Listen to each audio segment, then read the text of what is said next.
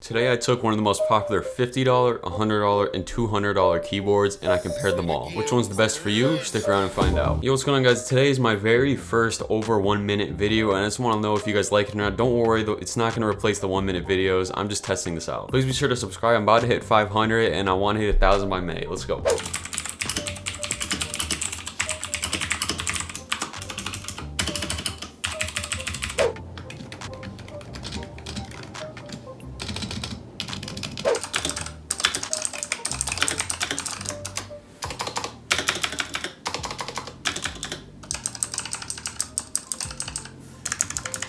Okay, now first up, we're going to talk about the pros of the Royal Kludge RK61. Okay, so the first pro is obviously why it's so popular. It's the very cheap price, about $55. And when I say very cheap, I mean very cheap compared to other performance keyboards. Another pro that really makes it stand aside from Razer and every other company like Razer is that the fact that it's wireless. It also has PBT keycaps. It's not the best PBT, it kind of feels watered down and almost like ABS, but it's still better than the Huntsman Elite. Another thing I really appreciate about this keyboard is that the arrows are the primary key, so you don't have to use the function key to actually access the arrows.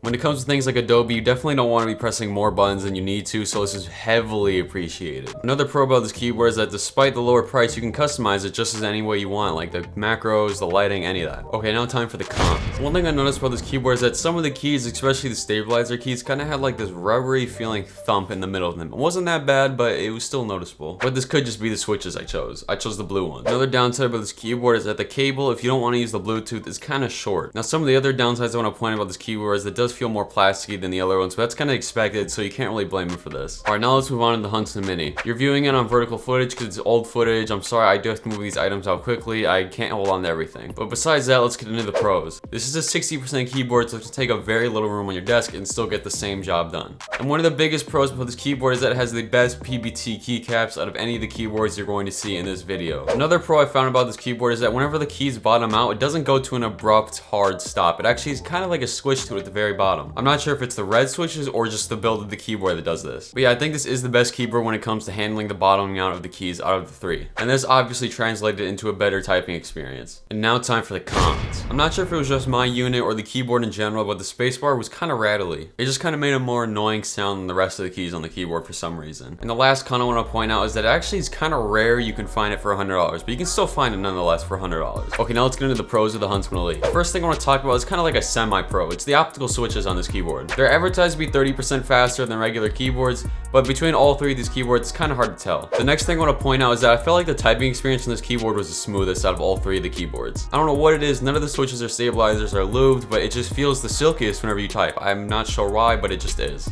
My guess would probably be that the switches have the lowest actuation force with 35 grams, making the typing experience the lightest. And also, obviously, this is the heaviest keyboard because it is a full size compared to the mini size, so it's going to stay down on your desk the most. Okay, the next thing I want to talk about is the wrist rest. It is pretty plush, but I wouldn't just get the keyboard just for the wrist rest. I'm just saying it's a really nice add-on. And lastly, in my opinion, I think this keyboard is probably the best with the aesthetics because it just has that nice underglow, which really separates it from the rest of the keyboards. But that's just my opinion. It's not an actual pro that you have to listen to. So yeah, overall, I feel like the Huntsman Elite does bring a lot to the table. I think it has a lot of good pros, but nothing in life is perfect, so let's get on to the cons. Okay, the most annoying con about this keyboard is that it uses ABS plastic. Now, don't get me wrong, ABS plastic is not bad, but you just feel like for paying almost $200 that you would get at least PBT, especially when the cheaper Razer Huntsman Mini has double shot PBT. The next con is kind of situational, but it is a full-size keyboard, so if your desk is not the biggest, then it's going to take up a lot of room. Another con I want to point out is that the keycaps on the bottom row aren't the most traditional sizes, so whenever you try to get an upgrade like the HyperX put-in keycaps, they're not always going to fit. And the last con I want to bring up is that eventually your wrist rest is going to bottom out, and they don't sell replacements of the exact one. They do sell replacements that doesn't have the RGB, so your keyboard is going to look worse if you do get the replacement. So yeah, those are the most notable pros and cons of the Razer Huntsman Elite. Okay, so for the overall best keyboard, I have to give it to the Huntsman Elite. I just think the typing experience was the best. Something about the switches were just silkier than the other. And you also don't have to worry about using a function key, and it comes with a wrist rest. But I would only recommend this to people who don't mind losing $160 to $200. If you find yourself double checking yourself to get this keyboard, then I would suggest going with the RK61. For $55, I think the build of this keyboard and the typing experience is well above average. And it has a wide variety of switch options, so there's pretty much almost no way to go wrong with this keyboard. And I simply just would not recommend the Huntsman Mini. The only thing I think it has over the RK61 is just the keycaps and the slightly better bottom out. Hope you guys enjoyed.